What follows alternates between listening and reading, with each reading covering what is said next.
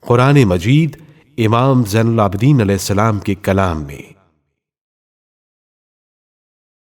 قرآن مجید تمام انسانوں کے لیے نمونہ عمل ہے۔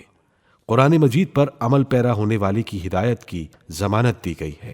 یہ ایک ایسا معجزہ ہے جو اپنی مثال آپ ہے۔ قرآن مجید کی حکمت دنیا کے تمام دانش مندوں کو اپنے سامنے تعظیم سے سر خم کرنے پر مجبور کر دیتی ہے۔ جہاں تک پیغمبر اکرم صلی اللہ علیہ وآلہ وسلم اور آپ صلی اللہ علیہ وآلہ وسلم کے اہل بیت کا تعلق ہے تو وہ خدا کی طرف سے منتخب ہوئے ہیں اور آیت تطہیر کے مطابق پاک و پاکیزہ اور ہر پلیدی و برائی سے مبرہ ہیں۔ یہی قرآن کے حقیقی مفسر ہیں۔ ان کی عصمت کسی سے پوشیدہ نہیں ہے۔ انہی نورانی چہروں میں ایک تابناک چہرہ جناب سید الساجدین حضرت امام زین العابدین علیہ السلام کا ہے۔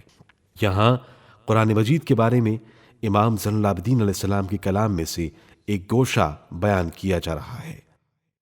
عظمت قرآن۔ امام زین العابدین علیہ السلام رسول اکرم صلی اللہ علیہ وآلہ وسلم سے نقل کرتے ہیں کہ جس آدمی کو اللہ تعالیٰ نے قرآن کا علم عطا کیا ہو، اگر وہ یہ تصور کرے کہ کسی کو اس سے بہتر الہی ہدیہ عطا کیا گیا ہے، حقیقت میں اس نے عظیم کو پست اور پست کو عظیم سمجھا ہے۔ خصوصیات قرآن۔ امام زین العابدین علیہ السلام اپنی نورانی دعاؤں میں قرآن کی اس طرح توصیف کرتے ہیں۔ نور ہدایت قرآن مجید نے اپنی صفت کلمہ نور سے بیان کی ہے، جیسے اس آیت شریفہ میں ذکر ہوا ہے، وَأَنزَلْنَا إِلَيْكُمْ نُورًا مُبِينًا۔ ہم تمہارے پاس ایک چمکتا ہوا نور نازل کر چکے ہیں۔ لیکن یہ نورانیت کن افراد کے لیے ہے؟ امام علیہ السلام اس کا جواب یوں بیان کرتے ہیں، وَجَعَلْتَهُ نُورًا نَهْتَدِي مِنْ ظُلَمِ الضَّلَالَةِ وَالْجَهَالَةِ بِاتِّبَاعِهِ۔ خدایا تو نے قرآن کو نور قرار دیا جس کی پیروی سے ہم ظلمت کے اندھیرے اور جہالت سے نجات حاصل کر سکیں۔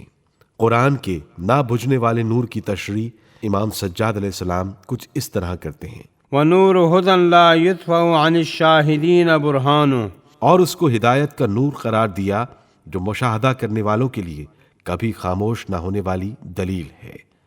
مرض کی دوا۔ اللہ تعالیٰ قرآن پاک میں ارشاد فرماتا ہے، وَنُنَزِّلُ مِنَ الْقُرْآنِ مَا هُوَ شِفَاءٌ وَرَحْمَةٌ لِّلْمُؤْمِنِينَ۔